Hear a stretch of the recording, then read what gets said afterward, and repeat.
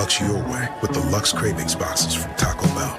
There's the classic $5 box, the indulgent $7 box, and a whole new obsession in the $9 box, the Flamin' Hot Grilled Cheese Burrito. Try the Lux Cravings boxes at Taco Bell today.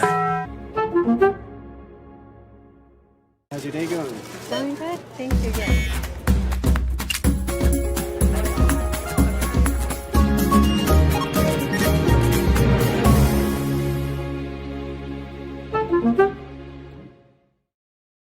Check out the all-new Blue and Orange store at the Boise State Hall of Fame. The Blue and Orange store has your best game day gear. We're talking jerseys, hats, bumper stickers, car flags, more than 4,000 hats on the hat wall. If you want the best Boise State gear, make sure you check out the Blue and Orange store online at theblueandorangestore.com or the all-new Blue and Orange store down at the Boise State Allen Noble Hall of Fame.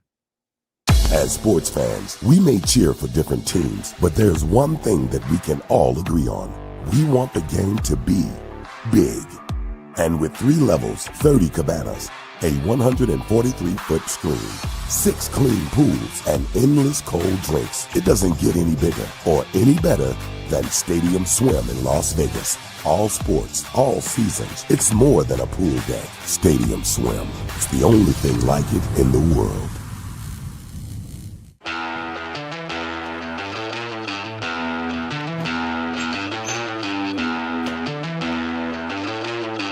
Really, guys?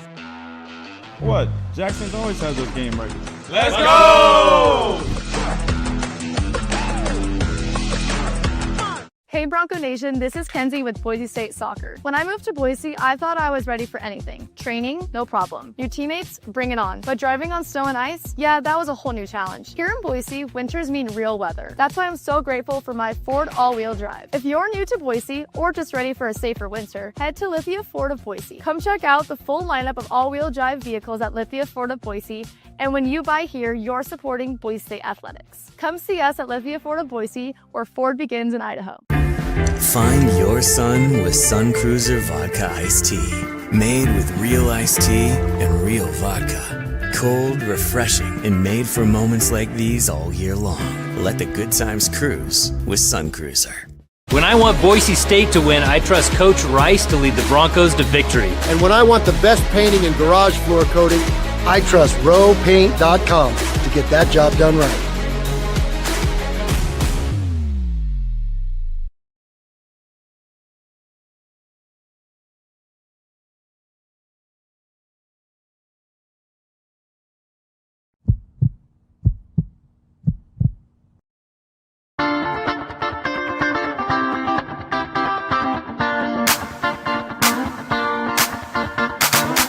This is Bronco Nation News Live. The best interviews, the most informed opinions, the latest breaking news, all from the top Boise State insiders. Bronco Nation News Live is the only daily show that talks nothing but Boise State sports. And we do it with you. Give us your comments or questions in the ICCU YouTube chat.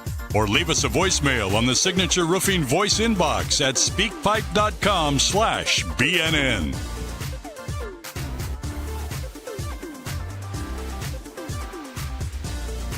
BNN broadcasts come from the Sun Cruiser Studios. Sunny days call for Sun Cruiser Vodka Iced Tea, made with real iced tea and real vodka. It's refreshingly smooth and easy to drink. Crack open a Sun Cruiser and let the good times cruise.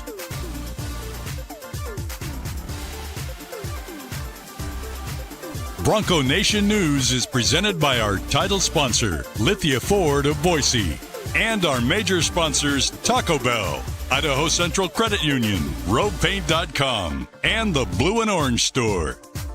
At Lithia Ford of Boise, we're proud to stand with Boise State athletics. Through our NIL marketing partnerships, we're investing in the future of student athletes. Lithia Ford of Boise, here to get you there, wherever that may be. Lithia Ford of Boise, where Ford begins in Idaho.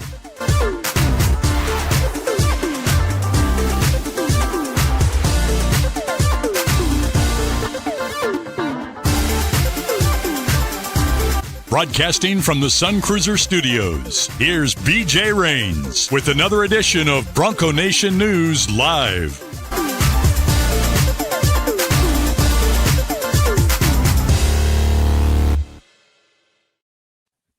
morning, Bronco Nation. Happy Friday. Happy game day. Boise State basketball tonight against UNLV. We are in the Sun Cruiser studios. My name is BJ Rains with Bronco Nation News. Our title sponsor is always Lithia Ford of Boise. We appreciate Jim Sturk and company. I know Prater's there in the Lithia Ford of Boise studios at KTIK. A lot going on today. We got basketball. We got football. We got new CFP bracket leaking as a possibility for the 2014 playoff moving forward. So all kinds of goodies going on. Mike Prater, a lot to get to. We got you for 45 minutes. We got a couple guests after you. This is going to be a long show today, but a good one, and excited to get our Friday rolling here. How we doing, Mike Prater? It's a good time to be alive. It's a good time for a little Friday the 13th. It's a good time for Valentine's Day. It's a good time for football. It's a good time for basketball. BJ, it's a great time to do what we have to do, so let's get after it today. Sports Guy kicks us off, watching from Minnesota. Appreciate you. Deborah Grant saying, it's here, game day. That's right, we'll talk plenty of basketball. Jason says, let's go Broncos. Jim says, go win Broncos. So, yeah, big one tonight. Mike, we're going to talk mostly football in the first part of the show. A lot going on, but give us a quick thought, kind of like you do in your opening segment. Basketball tonight, UNLV, both teams 7-6 in the conference standings, tied for sixth place. A quick basketball thought before we come back a little later in the show. Certainly it's one game that Boise State has to win. The tolerance factor is right there, zero factor, and they need to win this game. I'm not sure what they're chasing, but they definitely need to win this game. Keeping an eye on Dylan Andrews and how much of a hot streak that guy can continue. I think he's going to do all the intangibles, but I'd love to see this dude go 20-plus for the rest of the season and just become this scoring machine that he's become over these last couple of games. And a couple of intangibles, you know, I know that there's the pregame event where they're checking out Section 12, and you have to sign up, and you look at some of the plans they're working on for next year. I think there's a Valentine's Day promotion. So a lot of stuff going on, a lot of intangibles and factors with tonight's game. It'll be a lot of fun to see what happens with this game. Very exciting. Also, a stripe out in the stands, so you're supposed to wear either blue or orange depending on your section, and you can check that out. And yeah, this was the game with the Suzanne Lavender press release. Mike Prater talking about finding your next date in the stands tonight. So what do the cool kids say? The heart? I can't even do it. Look at how do you do the heart thing? I'm not very good at it, but I don't know what you're doing there, Mike. Well, it's a heart. You know, all those great athletes do that little heart symbol. It's love. It's Valentine's Day. Come on, BJ.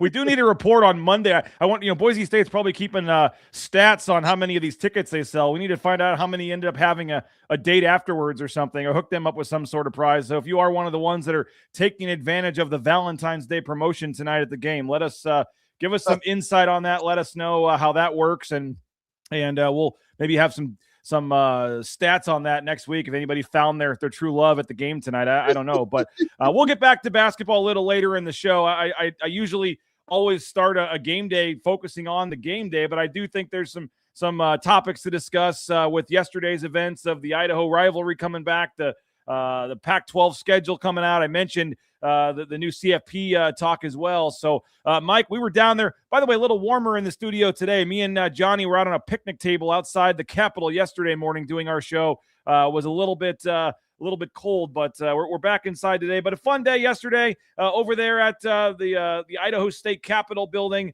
Johnny and I were talking about this. One of the first times I think that we had even been in the Capitol building for us living here in Idaho. Just no reason to really go down there. Got into the Capitol building, had the I guess they call that the ceremonial office of the governor there, and I guess his private office was just off to the side. But kind of a fun time. People from Boise State, Idaho, all kind of hanging out and got some news on the, as you said in your column, which hopefully folks will go read at BroncoNationNews.com. I did make that column free, by the way. I'm hoping folks check it out, like it, decide they want to subscribe. But you said, one side's calling it a rivalry, one side's calling it a game and a series. The shots were going back and forth. The Idaho folks couldn't pronounce Boise State's president's name. They were, Idaho folks were talking about little old Boise State coming up from some other level. It was still fun yesterday getting this thing back on the schedule. I missed the juice of what we felt yesterday in terms of the Boise State-Idaho rivalry, and that's exactly why this game was important to bring back. I know that there's Some people just get too serious about a 3.5-hour Saturday afternoon. And frankly, some guys like me and you probably get too excited about a 3.5-hour Saturday afternoon. That's 291 Saturdays away. I think I put it in my column. So we got a long ways to go. I have no idea where any of us are going to be in September of 2031, but it's just about the juice and the excitement. And, Boise State's got South Dakota and Western Michigan on the schedule. And you tell people that, and they don't even know. They don't even know, oh, okay, well, that's interesting. I wish they would play somebody better, because they don't even know and they don't even care. Now you can say Boise State-Idaho are on the schedule. It creates a dialogue in the state. It's important. It's fun. Let's not take it too seriously. Let's grasp onto it, enjoy it, and call it for what it is. Hopefully it doesn't get too ugly. It probably got a little bit too ugly back in the day. I don't think so, but, maybe my standards are a little bit lower than they should be. I think it's all good. I think it's all fun. I think it was exciting yesterday. And if you're criticizing this or just don't understand why it's being played, I'm sorry. I kind of feel sorry for you, man. No, I always learn something new when I read a Mike Prater column, and I've known you, 13 years or whatever, Mike. Obviously, gotten to know you better the last, 4 or 5 here, but I did not. Maybe I'd remembered the story and forgotten that in a small weird way, Mike Prater is partly to blame for the end of the 20-year break or whatever it's going to end up being in the Boise State-Idaho football series. Because I made the column free, you can spill the beans a little bit here on the story, but good old Mike, and I shouldn't be surprised when you detail it. That's a perfect question, perfect way to go about it. But Mike Prater, we should be blaming you in part for this series ending. I don't know about the series ending. And by the way, the column that I filed to you this morning and that you published on BNN, my 100th column for BNN. Yeah, I keep stats like that because I'm kind of a nerd, but my 100th column for BNN. So I apologize for boring people to death for 100 straight columns. But yeah, this one's a little bit fun. And I'm not going to take blame for the death of the Boise State football rivalry, but I've always, somewhat facetiously, always taken complete and total credit for Nasty and Inebriated. I don't think Nasty and Inebriated and all the T-shirts and all the propaganda and everything that came out of that would ever have happened if it wasn't for this weird encounter in a Idaho Statesman hallway in July of 2010 when my editor was walking into an editorial board meeting with Bob Custer and said, "We're talking to Custer in a few minutes. Is there anything you want me to ask him?" I said, "Yeah, ask him why he doesn't want to play the Vandals. I'm hearing he doesn't want to play the Vandals anymore." So at the very end of this very important editorial board meeting, it probably went on for an hour. I don't know. She had 4 minutes to kill, and she goes, "My sports editor wants me to ask you a question." And she threw it out there, and Bob went nuts and went crazy and had that very long, rambling speech where he said, "Nasty and inebriated." Had to put out a statement the next day, say, "Whoops, I was a little bit harsher than I intended it to be. I'm sorry, but damage was done. Nasty and inebriated was born." And the T-shirts. I wore my T-shirt yesterday to the State House underneath my clothes, and then I unveiled it for the TV or for our show on KTIK yesterday. So I am a proud owner of a Nasty and inebriated T-shirt, and proudly take credit for that phrase. So that's my little contribution to this rivalry. There you go. And you mentioned the shots going back and forth yesterday. It was I think that was the president of Idaho, weirdly mispronouncing Dr. Shin's name, was calling him Sheen or something. That was very odd, I thought. And then as you said, you have the quote there in the column from the athletic director at Idaho talking about they were in some other league and they had to work their way up, or however she phrased it. I mean, even yesterday, there, like I said, there were some small shots back and forth. And I also thought of note was Idaho on their side saying, I think it was the president saying during the little official, thing there in the building, that, previous leadership, this wouldn't have happened, or happy that this is happening now with the current leadership. And I think we all knew that, obviously, with Custer. I mean, he was pretty open about it, that he didn't want to play them while he was there.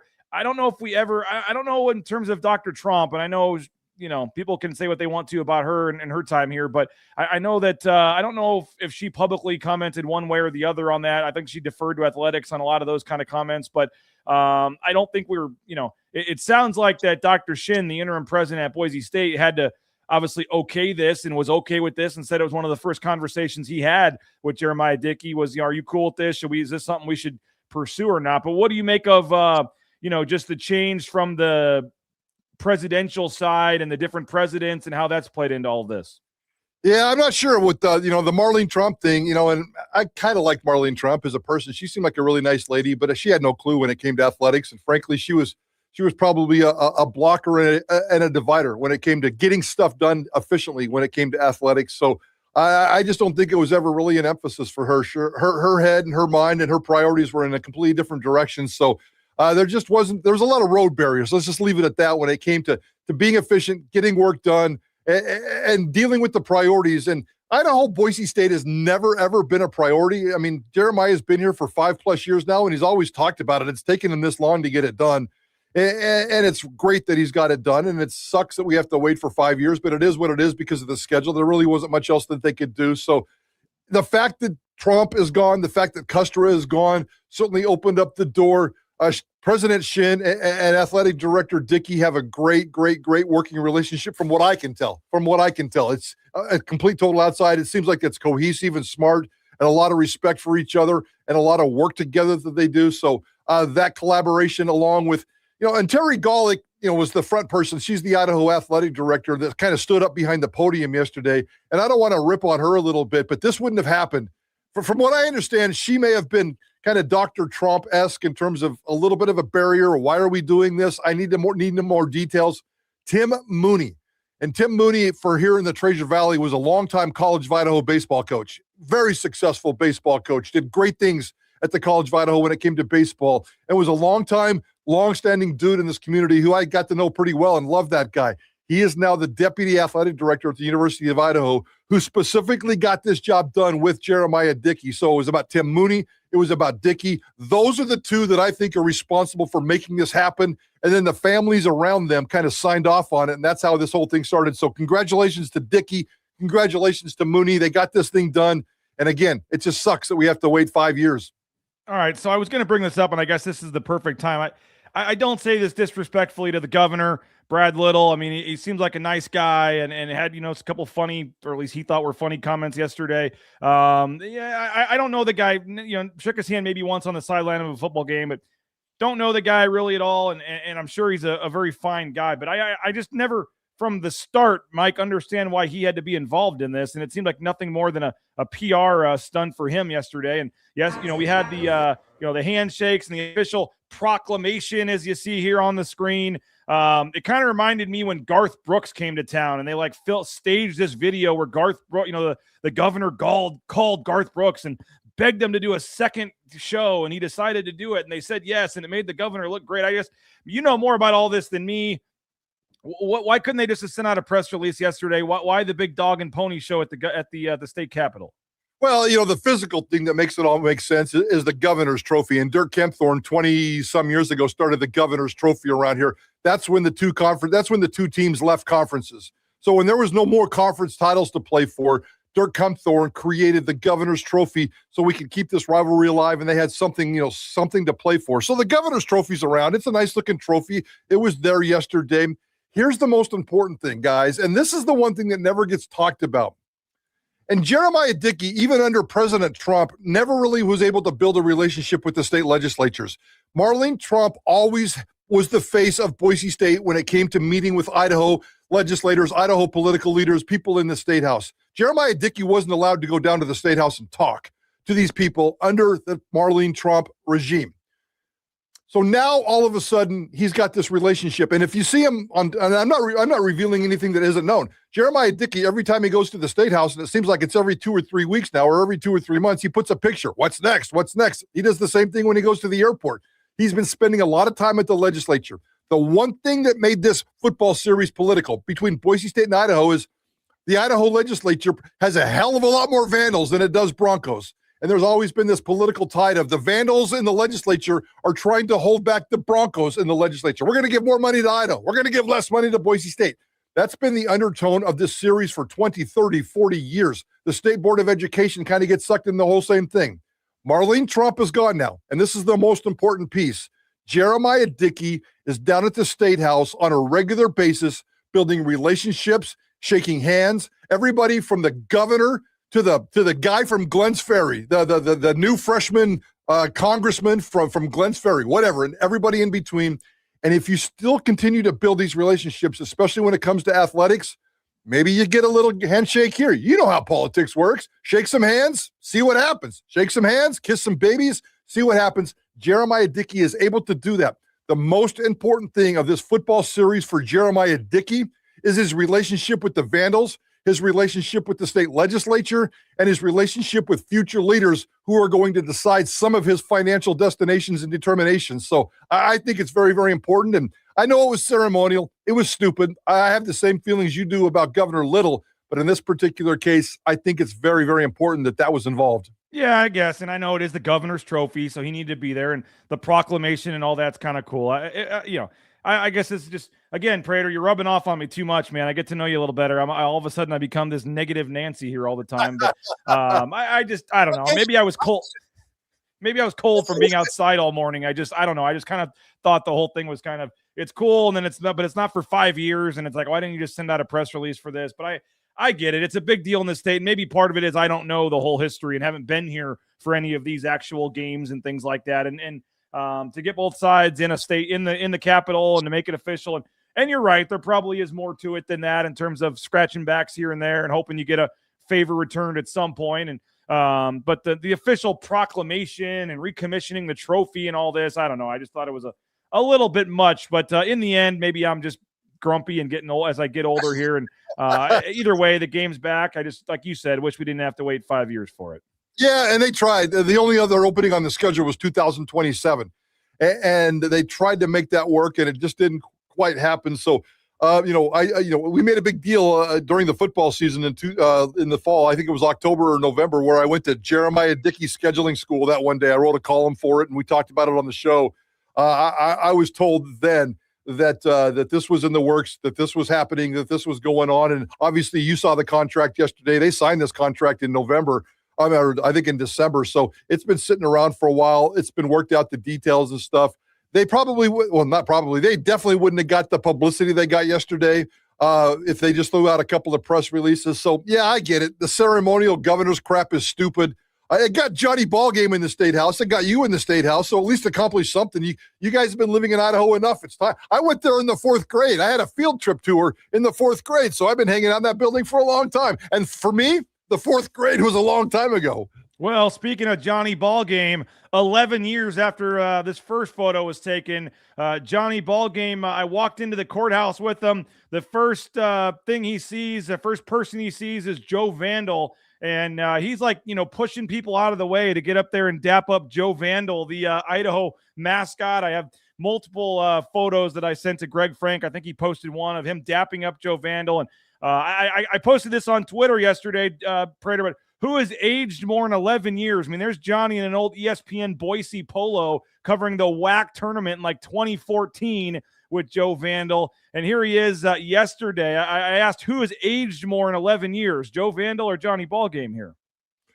Well, Johnny Ballgame has definitely grown up. He doesn't have that boyish face anymore, but Joe Vandal, man, that dude's beard needs some help. I don't know if he needs a shave. I don't know if he needs some attention. I don't know if he needs some beard oil or something like that. So that thing is scruffy. That thing is a lot sloppy. So Joe, and my favorite thing about Joe Vandal is, I don't know if you remember like 10 years ago when they put out a press release that the Joe Vandal costume started smelling. And so they had to start raising public funds to buy a brand new Joe Vandal costume. I wonder if that's the old one or if it's the new one. It looks like it doesn't even have the Idaho on the front. It looks like they grabbed a yellow football jersey.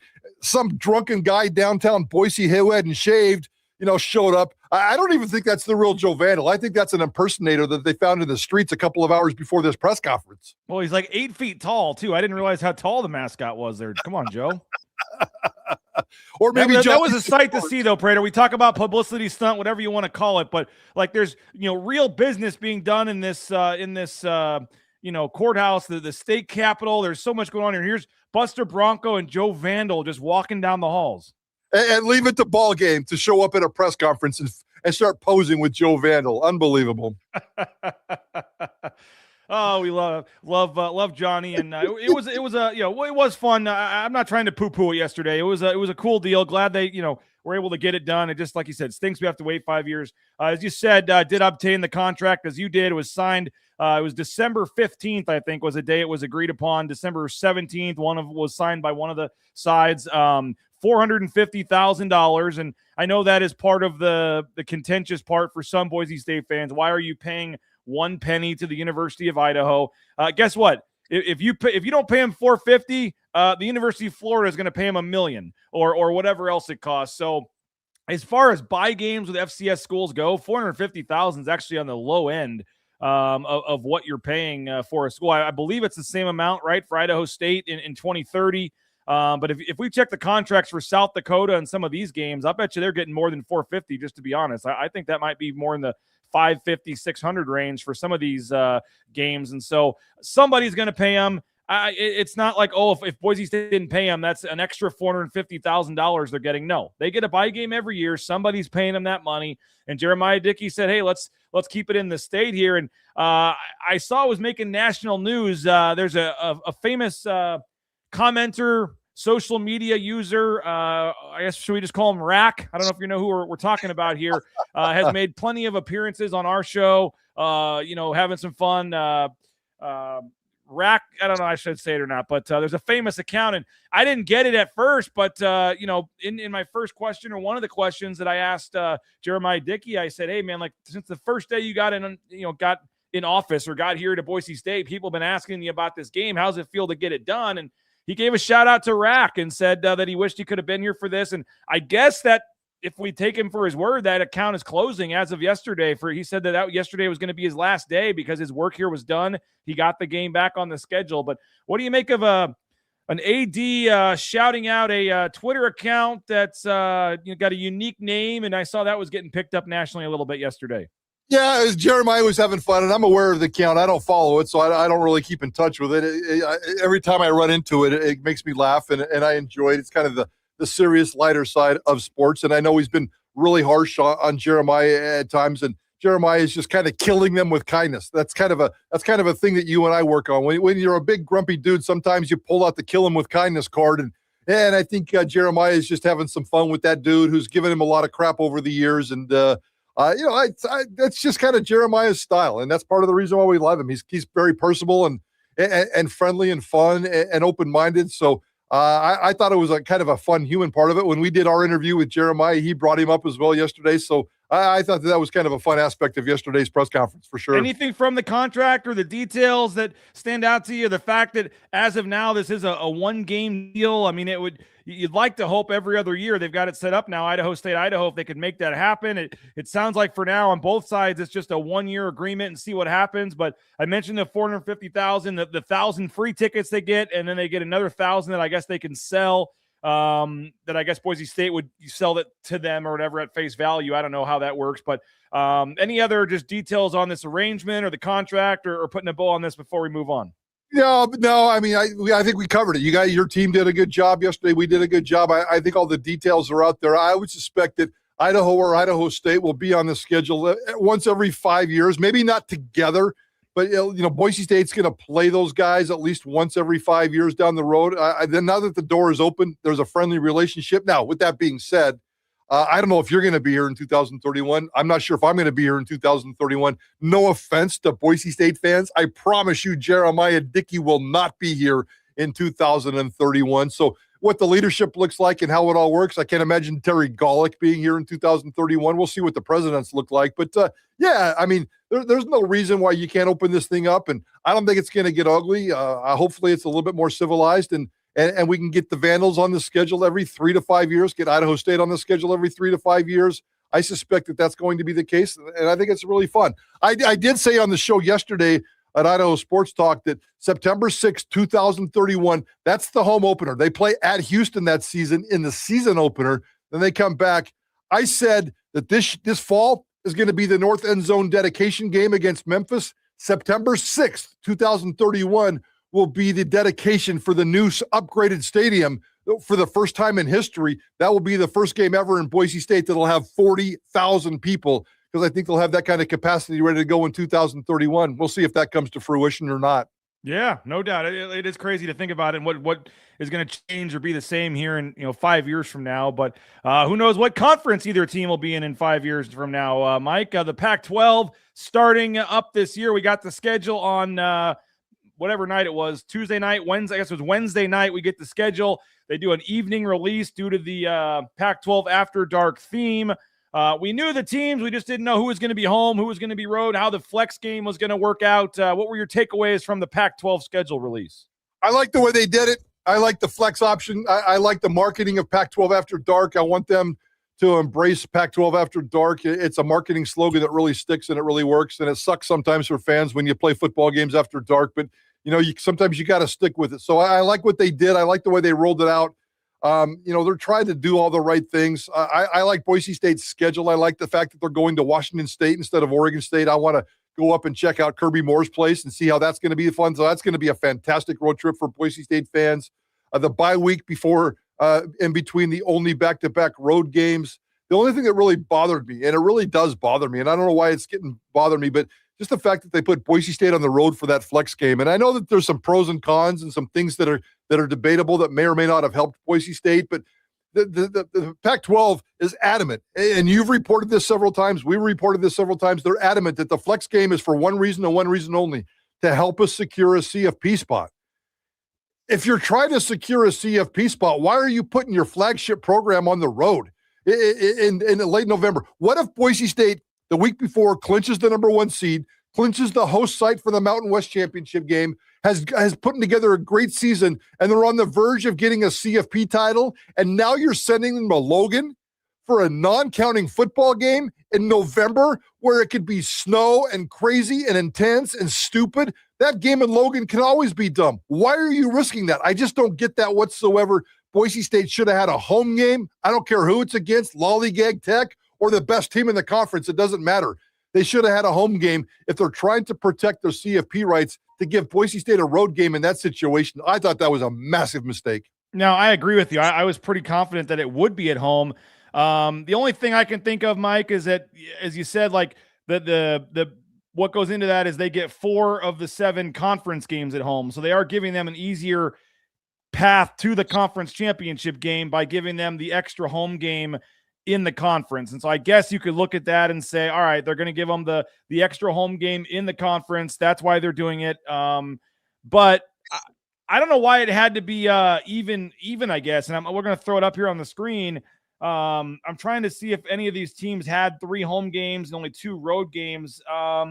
San Diego State's 2. So I guess unless you're just not giving a team 6 home games, which wouldn't be fair probably to do, because all these teams, it looks like, have 2 road, 2 home in the non-conference. Texas State looks like might have 3 home games, actually. I'm not sure.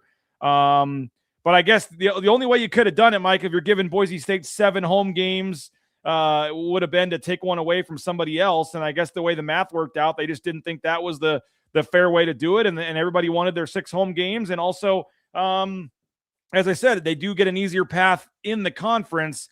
But I do agree with you that all of a sudden that's and I do want to clear something up. There's some wording on the graphic, not this one, a different graphic, Mike, that says consideration will be made for not sending a team back to a place they already played in the regular season. Some folks kind of took that as fact and said, okay, well, the other 3 options they've already been to, so it's locked in. They're going to play Utah State.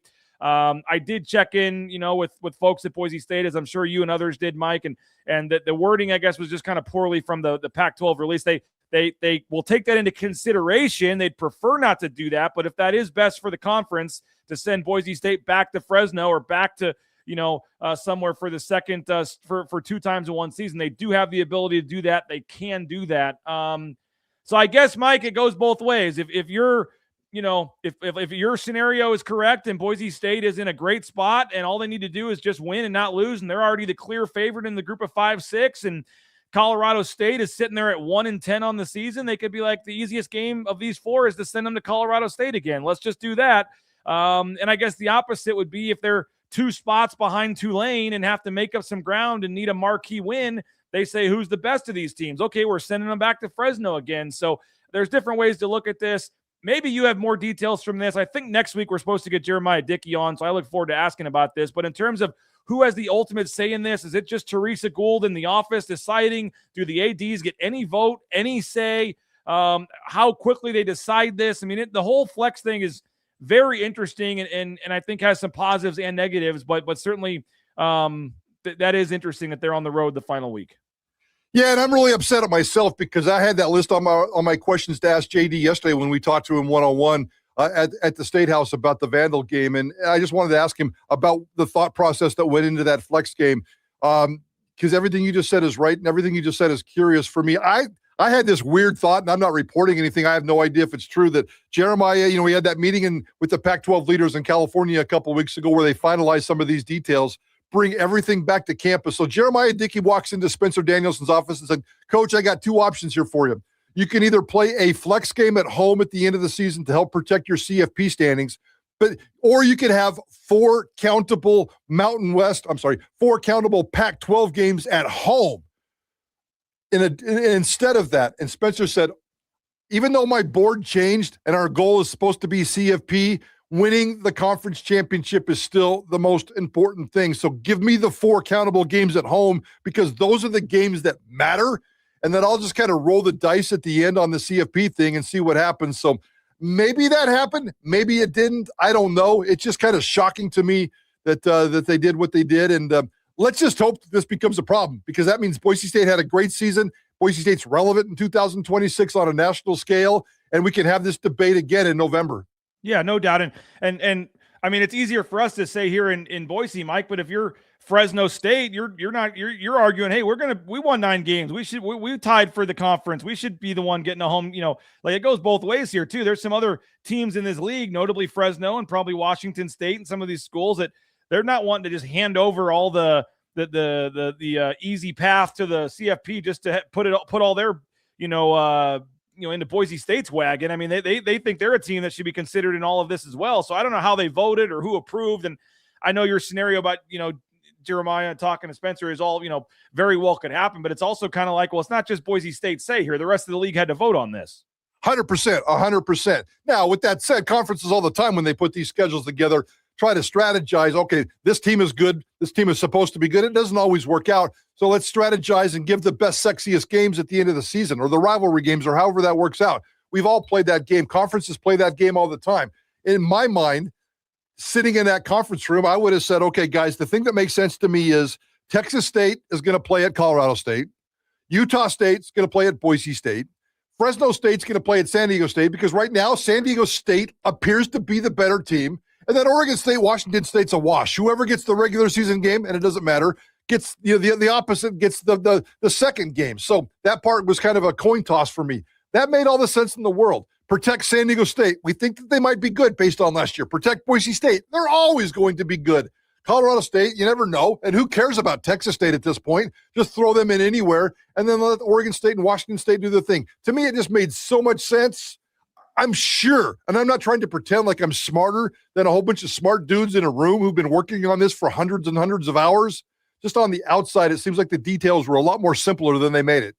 What do you make of the rest of the home road matchups that Boise State got? And going to Fresno, going to Pullman, I thought there was a chance with the Kirby Moore storyline they'd have them come to Boise, in the first year. But to Fresno, to Pullman, to Colorado State. Those are the 3 road conference games. And then again, Utah State, you get Texas State, you get Oregon State, San Diego State at home. 2 different stretches of back-to-back home games for Boise State on this schedule. Only 1 set of back-to-back road games, but you do get a bye in the middle of that. You play 6 games, you get a bye, you play 6 games. Again, no consecutive weeks of road games. Overall, what do you think of the draw Boise State got? I thought it was good. I mean, one of these games I'm assuming is going to move to a Friday because they said that everybody's going to try to take a shot at a Friday game. So, and I love the fact that in the spring we're going to get times for every one of these games and everybody's going to be able to plan. So that part's out there. I loved, as you pointed out, I love the ending. 3 of their last 4 games are at home, the ones that count anyway. The Texas State game, and then, as you said, Oregon State and San Diego State to finish the conference season before that flex game weekend. So I think that's pretty good. The only thing that's sandwiched in there is a road trip to Colorado State, November 7th. There's no Wyoming games in Laramie in November anymore. That put a big fat smile on my face. Going to Fresno State in October was perfectly fine. I got no angst here. The only thing that really pisses me off about this schedule is Boise State traveling to Western Michigan. They're going to Waldo Stadium. I had no idea they called it Waldo Stadium. Where's Waldo? Waldo Stadium in Kalamazoo. How the hell did Boise State end up in Waldo Stadium in Kalamazoo, Michigan? Are you kidding me? I know Western Michigan's coming back for a home and home. There's another exciting game. But just looking at that, Boise State playing at Western Michigan, that just drives me crazy. Yet nobody complains about that, but we're having an uproar about Boise State playing Idaho. Come on, people. What's wrong with you? Yeah, and I know I'm sure that there was part of this was you don't have to go back, all that far, Mike Prater, to where they were, back in the I guess they did win 10 games last year too. But that 2016, they were 13-1, and I think got to the top 15, and they had a little bit of a buzz there for a while. And I don't know what year this game was scheduled in, and maybe you projected that they were going to be a little higher. I mean, let's be honest, East Carolina, Marshall, there's been some weird ones on there. Oh, yeah, 100%. Well, I mean, next year, Boise State's going road trips to Appalachian State and Marshall. Marshall, that's right, yeah. But it's not back-to-back. I think in 3 weekends, Boise State's flying to Appalachian State and Marshall. And that's ridiculous, man. Come on. I mean, that's crazy. I know that the schedule got squirrely and COVID did some stuff and Jeremiah was juggling some stuff. And I know it got really weird, but there's just no way that Boise State should be playing at Western Michigan. There's no way Boise State should be taking 2 crazy road trips next year. That stuff bugs me. All right.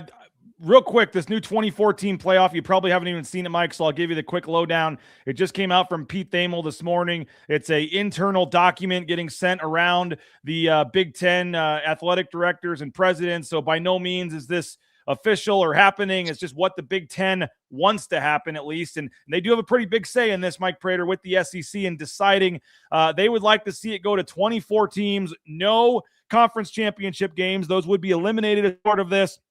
It's a phased-in approach, so it wouldn't happen until 2029 that you would get to this, so you have time to plan for the conference championship games ending and all of this. There would be only one guaranteed automatic qualifier in this tournament. It would be for the top group of 6 team. Then it just goes to the top 23 teams, 23 plus 1. If you are ranked in the top 23 in the final rankings, you get in. If that means there's 5 group of 6 teams in the final 23, 5 group of 6 teams get in. If there's none, then you just get the 1 at number 24. The first 8 teams get buys, and there's all different options in terms of more games on campus and things like that.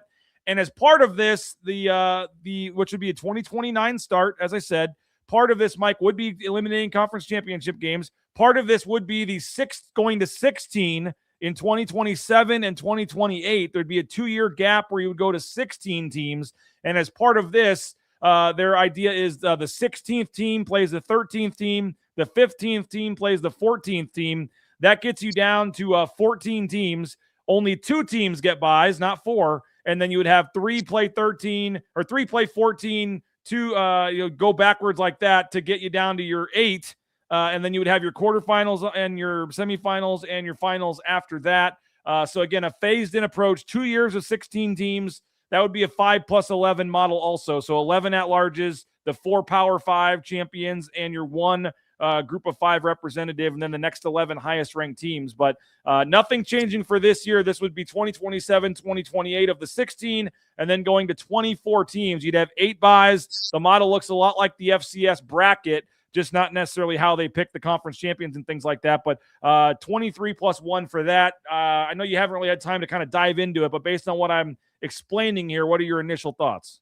I like it. And some of those, a lot of those details, the Big Ten's been floating out there in the past, including, this is kind of where the flex idea, I mean, the Big Ten is the conference that floated out the flex idea at one point, taking the last couple of weeks of the season and using that as like a de facto semifinal instead of the conference championship game, because they've been trying to get rid of the conference championship game for a while now. So, you know what? In theory, I like it. I like it a lot. And that's probably the direction we should go. I'm probably a little bit uncomfortable with 24. But if that's the compromise and if that's the details and if that's something everybody can agree on, I've always been an advocate of 16. And I've always said, why don't we just go 1 through 16? And unfortunately, I've always said, if the G5's not one of the top 16, sorry. I mean, if you're ranked 16, you get in the tournament. And it's just, I want rankings 1 through 16, place them in a bracket, and let's go. To me, that's the cleanest thing. But I guarantee you that if we can get some access to the group of 5, if we can have a little bit more fun, if we can move the calendar around, get rid of conference championship games, this plan probably means starting like on 0 week, the end of the week before Labor Day, so you can kind of squeeze that sucker all in so you can get this championship game played before the second week of January. if they can get a lot of that stuff cleaned up and this is the compromise to do it, I'm all for it. I'm really all for it. We'll debate this plan for the next couple of years. You know how that is. By the time it comes time to vote, we'll know this plan by heart, and they'll have a few other plans, and we'll see. But I don't hate it. I don't hate it. I think it's kind of intriguing. I think it's kind of good, and it makes a lot of sense to me. All right, Mike, tonight, Extra Mile Arena, 8 o'clock tip-off, Boise State, UNLV, both teams tied for 6th place in the conference standings at 7-6. So a very important game for the seeding. Boise State is one game behind Grand Canyon for 5th place, but essentially 2 games behind because they lost the tiebreaker since they got swept by Grand Canyon. So they essentially have to still make up 2 games on Grand Canyon in the last, 3.5 weeks of the season here to get to the top 5.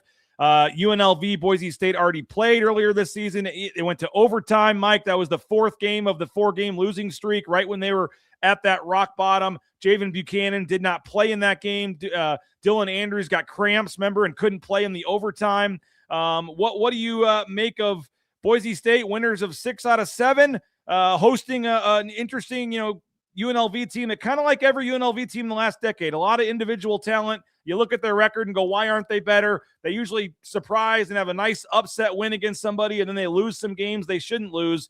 Josh Pastner taking over there year 1. He's been on our show another night in the Mountain West earlier this week. Just what do you make of the game tonight and an opportunity for Boise State to keep this thing going ahead of a monster game next week in Logan?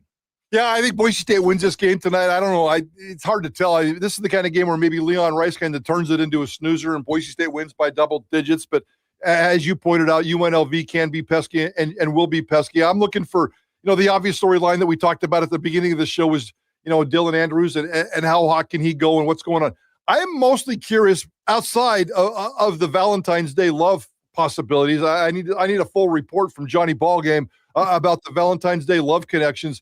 But I'm really curious is because you're right. Boise State's playing great basketball right now. And a month ago, I don't know about you, but right here on Idaho Sports Talk, we had a conversation. Who's the best player on Boise State's basketball team? And a month ago, our decision was Andrew Meadow. Andrew Meadow's averaging like 6 points a game over his last 5 games. Boise State's playing its best basketball in theory without its best player even being close to the top of what he's doing. And I know he's been dealing with some sickness, and I know he was questionable in one of those games where R.J. Keene did stay home, and everybody's getting a little bit of a bug right now, so maybe he's fighting through some of that kind of stuff. But if he can get strong, can you imagine the strength of this basketball team going into March if Dylan Andrews and Andrew Meadow both were clicking with their A game? And this team could almost be unbeatable in this conference. I don't know about Utah State, especially in Logan. That's going to be a tough game for anybody, and Utah State's clearly the class of this conference. But I think Boise State's got a fighter's chance. I need to see Andrew Meadow break out of his funk, his 5-game funk, score some points, get after it tonight, bang down some corner threes, see what he can do with this game tonight. Oh, I'd agree with you on Meadow, and I think Carmichael's a big key. But you mentioned last week, Mike, final thing for you. I mean, just you were more interested in some individuals and storylines and things than kind of the team going into that New Mexico game. And Dylan Andrews, I mean, he's earning his paycheck here the last several, he won some National Player of the Week awards last week, 25 in that overtime win against Nevada, then goes for 30 plus at the pit, 10 for 10 from the free throw line. I mean, he's kind of rounding into form here. And you mentioned like Meadow and some of these guys. I agree. But if you get this version of Dylan Andrews, you may not need Andrew Meadow to score more than 6 points. Dylan Andrews has been phenomenal of late. And if he keeps this up, and if Drew Fielder keeps this up, I mean, Leon Rice was getting crushed for the transfer portal and all these guys being underachieving and all this, and stuff like that. But the storyline is starting to change here a little bit with some of those guys. Yeah, exactly. I agree. And I do want Andrew Meadow is just too good of a basketball player to stay in this funk. And yeah, I give me Dylan Andrews on a hot streak every time. He's fun to watch when he's this hot. And, every time he goes, he's the most comfortable free throw shooter I've seen in this program since Max Rice, who flirted with 90% as well. And all of a sudden, here we got a 90% free throw shooter who's at the free throw line all the time in crunch time. And it's such a good feeling. I'd break out my heart emoji again. It's such a good feeling when he goes to the free throw line, as opposed to Andrew Meadow, who's supposed to be this great shooter. And he looks like a clunker when he gets up to the free throw line. So he's got some stuff. Boise State needs Andrew Meadow down the stretch, even if Dylan Andrews is going to be hot. And I love the way Andrew Meadow plays basketball. And me personally, I want to see him get on another hot streak and start being a contributor to this basketball team. and I think it would help. That's just a lot of depth and would make Boise State really, really dangerous going into these next couple of weeks, even in Logan next week. Well, again, 8 p.m. tonight, Fox Sports 1. Our pregame show will start at 7 right here on Bronco Nation News. And you mentioned the event at 6 o'clock. Check social media. Reach out to the ticket office, athletic department. I know they were doing some RSVPs. They may still let you in the door. It's over at the Hall of Fame at 6 o'clock to announce some of the details for the new section and the reseating and all that. There's going to be food, drinks. I know Jay Tuss is emceeing that event. So if you're looking for something to do, come hang out, have a drink, some food before you go into the arena, if nothing else, Mike. But I know they're looking forward to some of the changes for next year, and that'll be on the docket as well. What is on the docket for Idaho Sports Talk today? I know I'll join you guys at 4:15. Yeah, just a little bit more backlash when it comes to Idaho, Boise State, and certainly talk a little bit about the game tonight as well, UNLV. We're going to dive into that. We're at Pastry Perfection today doing a Valentine's Day diamond dig. We're going to give away a $5,000 diamond and have some sweet treats. And we're going to find Johnny Ballgame a girlfriend and get him a pastry and send him down to the basketball game tonight. There you go. Well, appreciate you for jumping on as always, Mike. We're going to talk some women's basketball. We're going to talk some scouting combine stuff. So we'll let you get ready for your show today, but appreciate you jumping on, and I'll talk to you at 4:15, and we'll be listening 3 to 6, Idaho Sports Talk, KTIK, the ticket, and we'll see you at Extra Mile Arena tonight, Mike. Appreciate it. Thanks, guys. Have a great weekend. Appreciate you. There he is, and don't forget to read Mike Prater's column. Again, right now you can go to BroncoNationNews.com, read Mike Prater's column talking Boise State-Idaho and the return of that game as well. All right, we got, as I said, a lot to get to still on the show, so going to be a longer show today. Hope you stick with us. Going to talk about the scouting combine invites going out yesterday, what that means, what that looks like for Cage Casey, but also for some of the guys that did not get scouting combine invites, and going to talk women's basketball here in a second for Boise State as well, as they get set to try to get back on the winning track tomorrow against Wyoming after seeing their 9-game losing streak end. We're going to be joined by Libby Hutton here in just a minute, but do want to thank a couple great sponsors real quick. Lithia Ford of Boise, online at lithiafordboise.com, our title sponsor. They got some great deals and sales and things going on right now. So if you're looking for a new or pre-owned vehicle, make sure you hit up our title sponsor, Lithia Ford of Boise. Hey, Sun Cruiser, whether it's an iced tea vodka, lemonade vodka, a lot of great options. Sun Cruiser, perfect time this weekend, maybe pre-gaming for the men's game tonight. Sun Cruiser, pick one up at your local Jackson's or Ridley's Family Markets. Idaho Central Credit Union, ICCU.com. You can hit them up at ICCU.com. Again, they're back on board as a official sponsor of Learfield, Boise State, and you see their logo back in the arena and around the arena, and you see Natalie Pasco and some others have NIL deals with ICCU. So Idaho Central Credit Union, again, ICCU.com. Jackson's, you want that 75-cent fountain drink from Jackson's. Hopefully the Broncos can get 75 points tonight against UNLV. If they do, then you get a 75-cent fountain drink on Sunday using your Let's Go Rewards app from our friends at Jackson's. TacoBellWorks.com. Taco Bell, whether it's the crispy chicken strips, the Cantina bowls, all the great options there. Taco Bell, visit a Treasure Valley Taco Bell location today, and we appreciate the SON Management Group, the Nicolason family.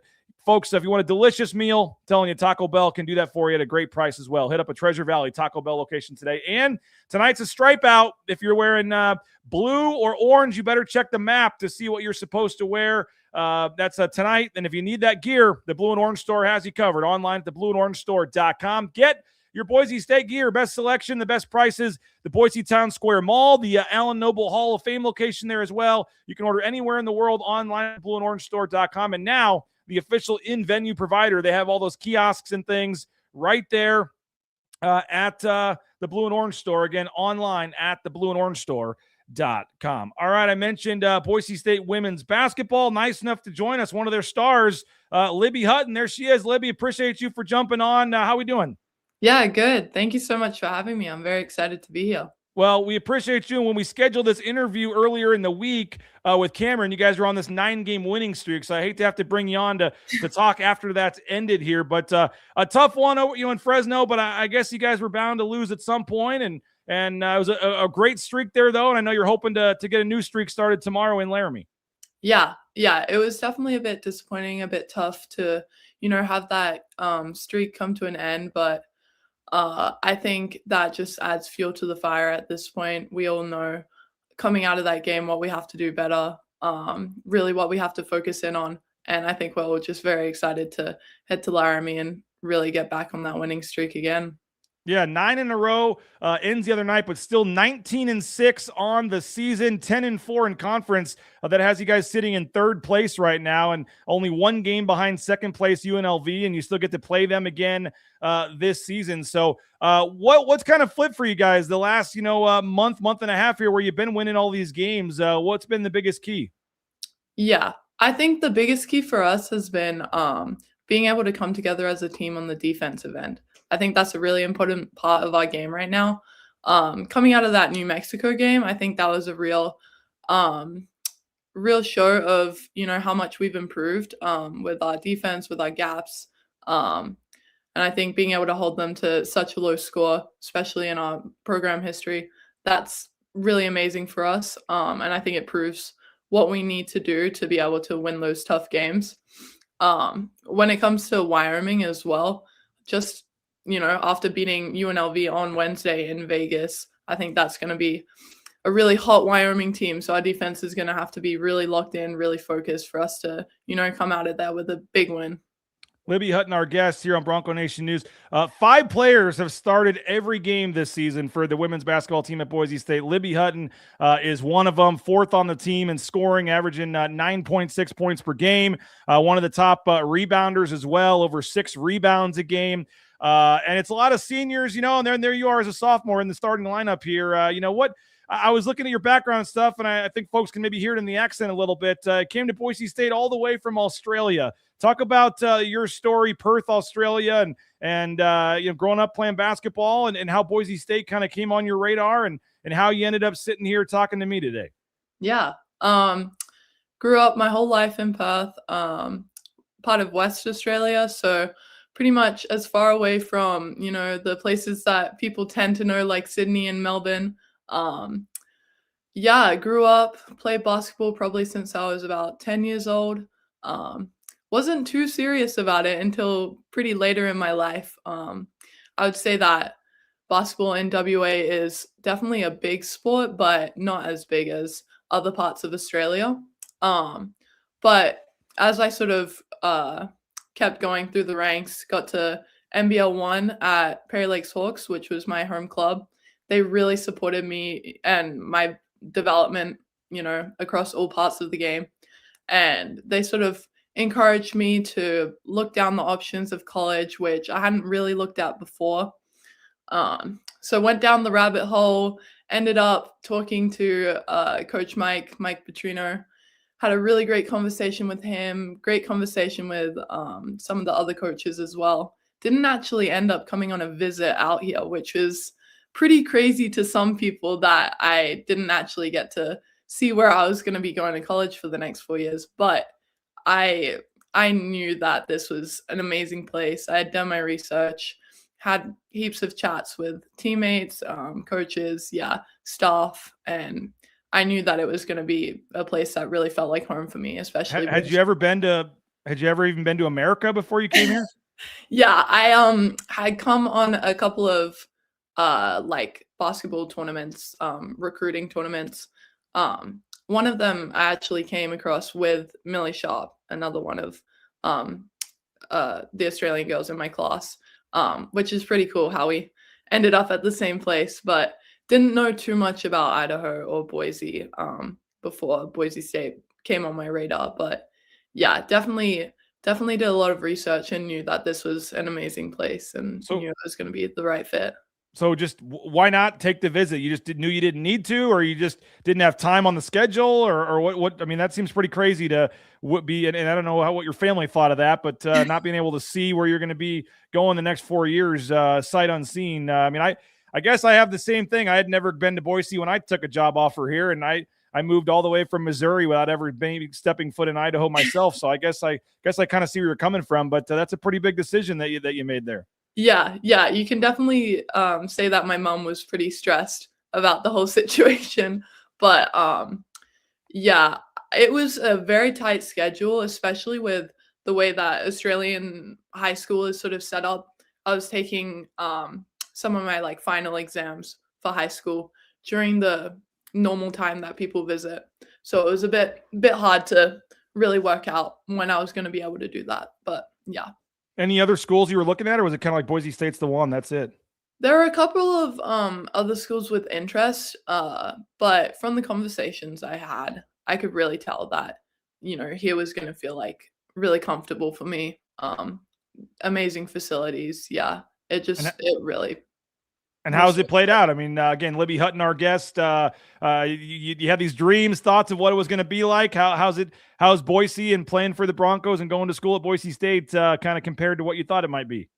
Yeah, I think last year I was taken like by surprise with a lot of things. Freshman year is always hard for everyone, I think. We tend to always talk about that sort of freshman hole that people can sort of fall into. I think I probably did fall into that a tiny bit. But I think that I can be a true testament to what it means to, work hard and just show up every day.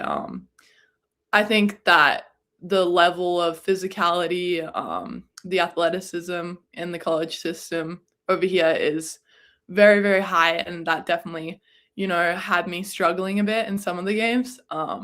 But I think that now coming into my sophomore year, it's been amazing. I'm just soaking it all in right now. Being able to be out there with all of the seniors as well is just incredible experience. I was going to say, moving into the starting lineup, starting every game and contributing this year and kind of seeing your stats and minutes and everything grow from last year. I mean, how do you feel about how you've improved, how you're playing? And also, like you said, knowing you still have a couple years left here, how do you feel about kind of your ceiling and what you could do playing basketball here? Yeah, I'm really grateful that the coaches, have put a lot of like trust into my development. Been able to, see where I've come from last year to where I am now. But I've just been really trying to work on, my weaknesses, but also work on my strengths as well. And I think that's what sort of got me into that starting lineup, being able to know my role, do the things that the team needs, especially with losing some of those fifth-year seniors last year, like Abby and Elle.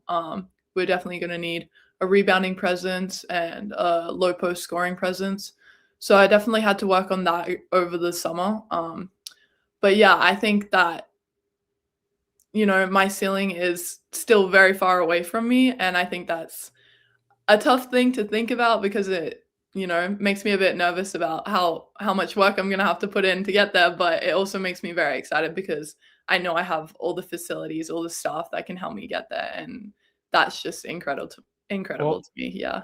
A lot of good comments coming in the chat here. Glad to have you playing for the Broncos, Libby. Bronco 130 says. So, again, 2 o'clock tomorrow. Laramie, back-to-back road games. You did beat them pretty easily earlier in the season, but as you said, they're playing a little better now, and Laramie's never a tough place to play. And your final – I mean, you come from Australia. I'm sure Laramie, Wyoming is probably an interesting experience there for you. But your final trip to Laramie before you guys switch over to the Pac-12, I'm sure you're very sad about that. But big one tomorrow, and then you got a home game, I believe, against Air Force next Wednesday. Hopefully, folks will check that out. But 2 o'clock tomorrow on the Mountain West Network. And as I kind of started the interview, I know you guys are excited, probably chomping at the bit to get out there after the game the other night. Yeah, definitely. It's going to be a very good one. Yeah. Well, we appreciate you for coming on. Best of luck, safe travels, and hopefully you guys can keep this thing rolling, and hopefully we can catch up with you again real soon. Appreciate your time, Libby. Yeah, thank you so much for having me. There she is, Libby Hutton. Again, started every game this year, having a great year, coming all the way from Australia for the Boise State women's basketball team, and we appreciate her for jumping on. And 19-6, heck of a year. They had the 9-game losing streak. Winning streak, excuse me. Had won 9 in a row, and I know they lost 1, but they're trying to get back on track and restart a new streak here. All right, the scouting combine invites came out, and there's some procedural stuff there, and we thought who better to chat about that than our man Adam Engroff, and 27 years with the Miami Dolphins. We're going to do that in just a second, and I apologize to keep him waiting, but Signature Roofing online at mysignatureroofing.com. You can check out mysignatureroofing.com, all your roofing needs, whether it's a re-roof, a repair, an estimate, or an inspection. Check out mysignatureroofing.com. Matt Bauscher Real Estate, #1 ranked realtor in the Northwest. Whether you're buying or selling a home, again, folks, we bought and sold our home with Matt and his team. Tremendous customer service every step of the way. Matt Bauscher, appreciate him. Bauscher Real Estate, again, online at bauscherrealestate.com. Element Fencing, decks, pergolas, fences, 25 plus years in the fencing business. If you're ready, they're ready. The time is now. The weather's been pretty good. Element Fencing, all your fencing needs. Check them out, elementfencing.com. Ridley's Family Markets, shopridleys.com. Again, love the kind of hometown, kind of smaller feel of a Ridley's is just something that's special. When you walk into a big conglomerate, big chain, you just don't have that same feeling or customer service. Ridley's Family Markets, Kuna location, others in the Treasure Valley, Magic Valley, state of Idaho, surrounding states. Check them out. Again, online, shopridleys.com. Rowpaint.com, 20% off your winter painting projects right now at rowpaint.com, ROEpaint.com. Whether it's the interior, exterior painting, the concrete coatings, check them out. Andy Rowe and Company at rowpaint.com. And Transportation Compliance Service. If you want to get into the trucking industry, maybe you're looking for a new job, fresh start, they got you covered. Transportation Compliance Service online at transcompservice.com. Transportation Compliance Service.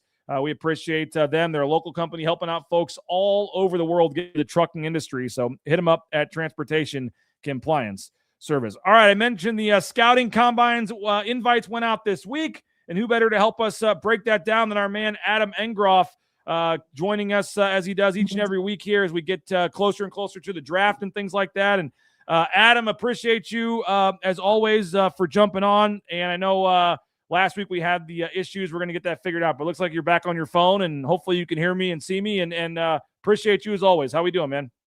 Morning, BJ. Thanks for having me. I think I got the phone figured out. Perfect. Again, 27 seasons with the Miami Dolphins. And as we get into this draft process here, you're the perfect guy to have on. And you have the local connection, obviously living in the Boise area here.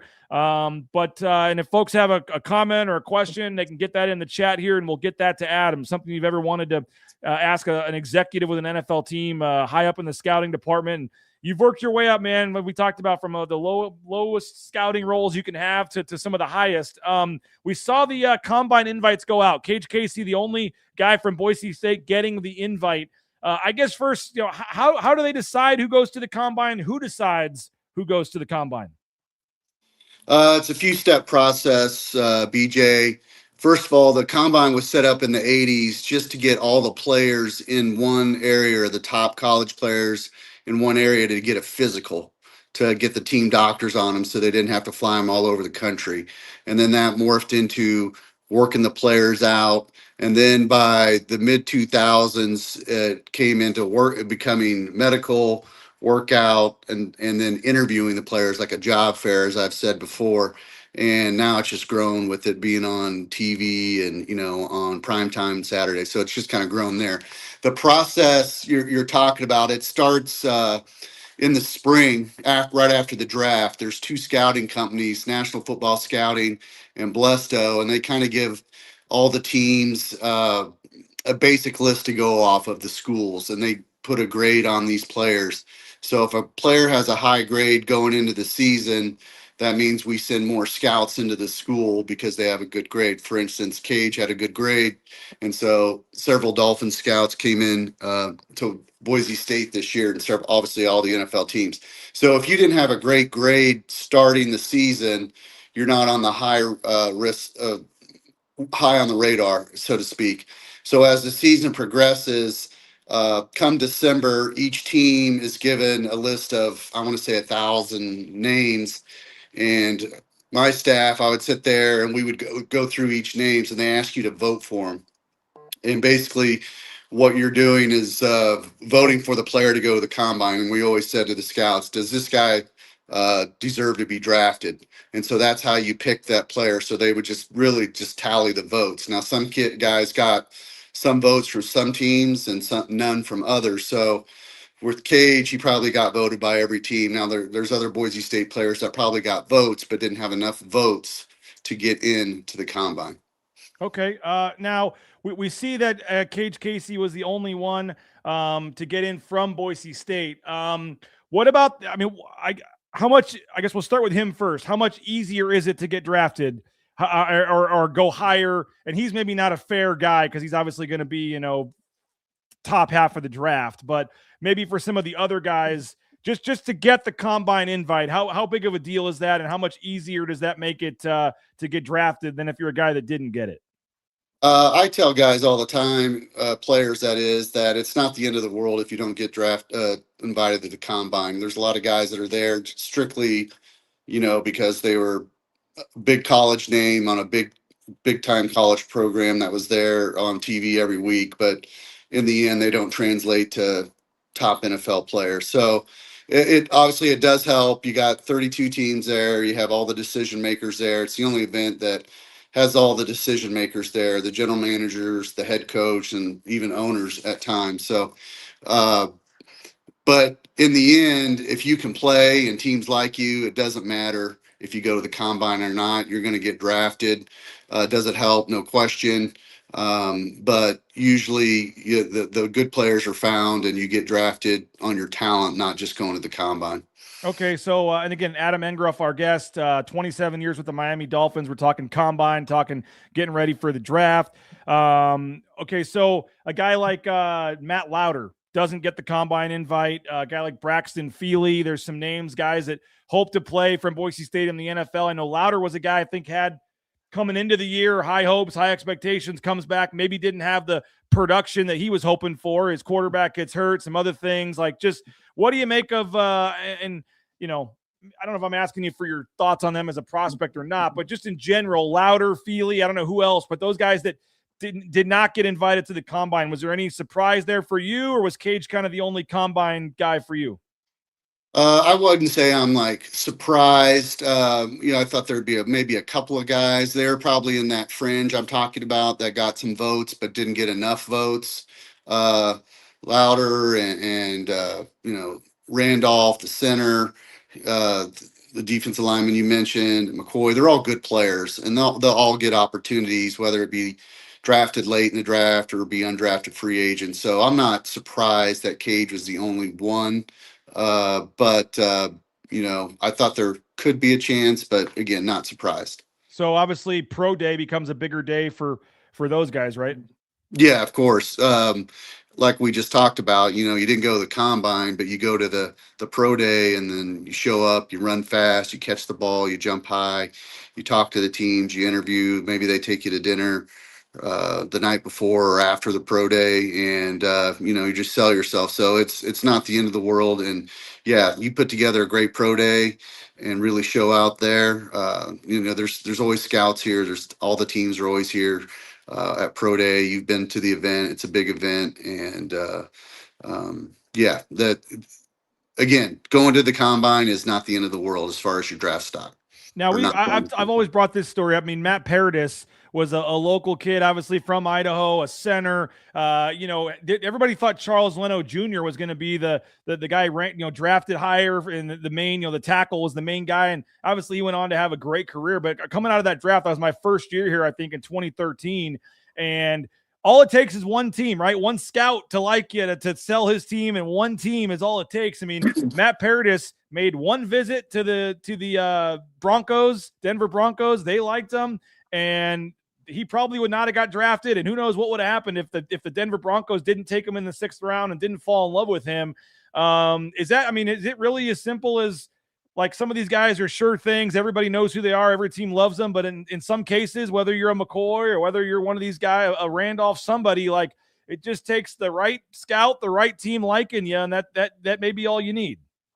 Totally. And probably that year the scout and the coaches there were watching Leno and then noticed the center, and like, this guy can play. He might not be the best as far as height, weight, speed, and the top athlete at the pro day, but they know he's smart, he's tough, he's played a lot of football, very instinctive. That's what kept Matt in the league for so long. And Charles had a really long career, actually, yeah. Charles Leno, and those guys might not have tested well per se, and that's where kind of the scouting stuff's flawed. You should, it's just kind of we talked about it before.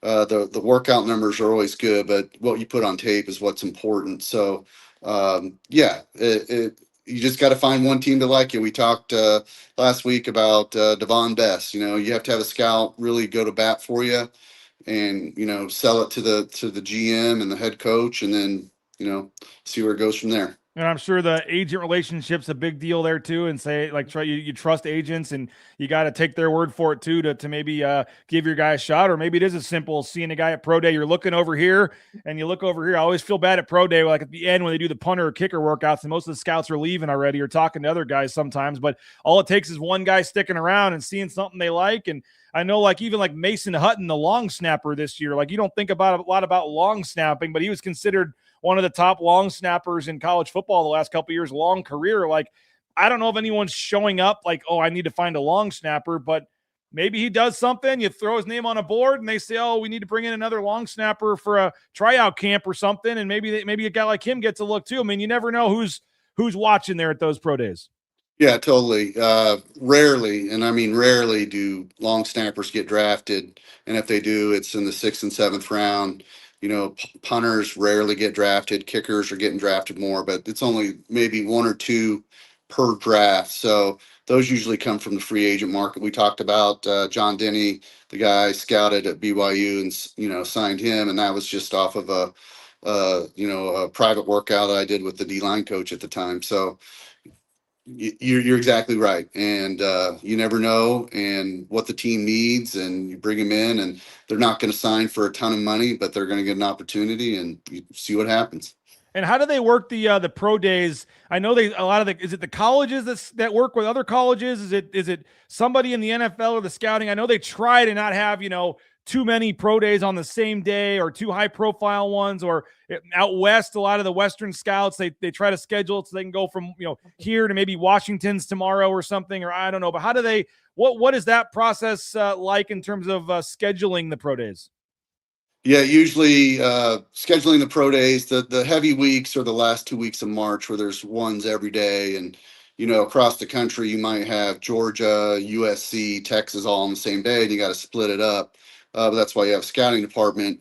And scheduling, like you said, there's like 2 or 3 area scouts. When I was an area scout, I did it. You start calling around the schools, and you try to piggyback the schools that are in not tight locations, but closer locations. So Boise State's having their pro day, then maybe Utah has theirs the next day, Utah State the day before, or Washington State. Just kind of gets in a flow, so you can either get in your rental car and drive down, or get in a quick flight and drive down. So it's usually set up by a few of the area scouts, the veteran area scouts, and they run the schedule. And that happens all over the country. So again, Adam Engroff, our guest, 27 years with the Miami Dolphins. And question here for you from Bronco 130. When evaluating players, rank these as the most important to least important, and why? And there's a lot on here, so I'm not asking you we don't need to go right in order, but I guess physical stature, mechanics, teachability, character, competition they played against. I guess I guess just in terms of intangibles, character, knowledge of the game versus, as you said, physical stature, the actual tape, all that kind of stuff. How do you kind of weigh it? And I'm sure everybody ranks it a little differently probably when they're scouting a guy. Yeah, some teams tend to lean more toward measurables, as we talked about, and measurables meaning height, weight, speed, arm length. Some teams are, more tape driven. Number one for me, and I think most scouts, is what you put on tape. What kind of player are you? And then you go to the measurables. And then for me personally, and, working with my staff, we were big on character as far as drafting players. Now, there's guys with not the best character in the world, and we all seen them. We all had them on our teams. You just gotta, at that point, decide where you want to take the chance. That's why you'll see players in the draft, like, why is this guy falling? One of the draft guys will say, like, this guy's my best guy on the board. Well, there's something going on there. So I would say those top 3: tape, measurables, character. Well, I want to dive in more to Cage Casey, and we can do that as we get closer to the combine, just in terms of what his possibilities are and what the combine is going to look like for him and how important the combine is for a guy like him. And then we'll transition that into pro day as well. Boise State's not even starting spring ball till March 26th this year. They're pushing it back till after spring break. Typically they have the 2 weeks, then they have the spring break, then they have the 2 weeks. So they're pushing that back. So I haven't seen a date yet for their pro day, but it's typically in late March. As you said, kind of one of those busy times late. And I'm sure with Cage Casey, there'll be a lot of folks here checking him out. And we'll dive into that a little closer to the time. Adam, appreciate your time as always, man. Sorry I was a few minutes late getting to you, but thanks for doing this, and I know we're going to have a lot of fun continuing this thing moving forward here. We appreciate your time as always. Anytime, BJ. Good to Adam see you. Engroff, appreciate him. Great stuff on the NFL draft process, and he's done a tremendous job, and as you said, has a ton of big successes and stories and things. You don't stay in the scouting department for 27 years if you don't know what you're doing and know what you're talking about. So appreciate him for coming on, and look forward to continuing that here as we get closer to the draft coming up in about 2 months or so, or whenever it is, late April, I guess, 2.5 months. So again, tonight, 8 o'clock, Boise State-UNLV basketball. Big one tonight down at the X. The Broncos tied in the conference standings at 7-6 with UNLV. And they're going to try to continue. That top 5 is where you want to be. You certainly don't want to fall much lower than 6. So big game tonight to stay in the 6th spot temporarily and then try to move up to 4 or 5 if possible. But obviously a lot on the line from that standpoint. And the seating should be a nice crowd, I would think. Friday night, 8 o'clock. I mean, Valentine's Day is not till tomorrow. So they do have that fan event again, 6 o'clock at the Allen Noble Hall of Fame. If you're wanting some more information on how the process is going to work with some of the reseating and the new fan section over there in section 12. They're going to be there, and Jay Tuss is going to MC a little program that starts tonight at 6 o'clock over at the Allen Noble Hall of Fame, and you can go check that out on your way into the game and get some details on all that. And they're going to have a cash bar and I think some food over there as well. So go hang out and get ready for the game tonight. Again, 8 o'clock start, Fox Sports 1. Big one for Boise State against UNLV. Again, lost in overtime to UNLV. That was the last game of kind of their rough stretch. But I actually thought in that UNLV game the first time they did a lot of things positively. The offense looked much better than it had in the previous 3 losses. That's the first game where they started to figure some things out. They just didn't make some shots. And as I said, Javen Buchanan didn't play. And Dylan Andrews couldn't play in overtime because he cramped up. And so you're without 2 starters in overtime on the road, and you lose to a pretty good UNLV team. So tonight, Boise State gets their chance at a get back, gets their chance to improve this stretch to 7 wins in 8 games if they can get it, and can keep the momentum going ahead of a big game in Logan next Wednesday. So appreciate you guys for checking out the show. Again, the Sun Cruiser Studios. Pick up a Sun Cruiser, whether it's the lemonade vodkas, the iced tea lemonades, all different kinds of vodka flavors, and appreciate Sun Cruiser. Pick up a Sun Cruiser this weekend. Perfect time to do that. And as always, sporting the hat today, Lithia Ford of Boise, our title sponsor. Check out lithiafordofboise.com. New or pre-owned vehicles. They got some great deals on some brand new 2025 F-150s and things because they need to clear the lot for some of the 2026s that are showing up daily. So some great deals right now if you're looking for a new or a pre-owned vehicle. Just check out our friends over at Lithia Ford of Boise. And they've got Ben Ford. They've got Matt Wagner, Roger Carrion. They've got some NIL deals with some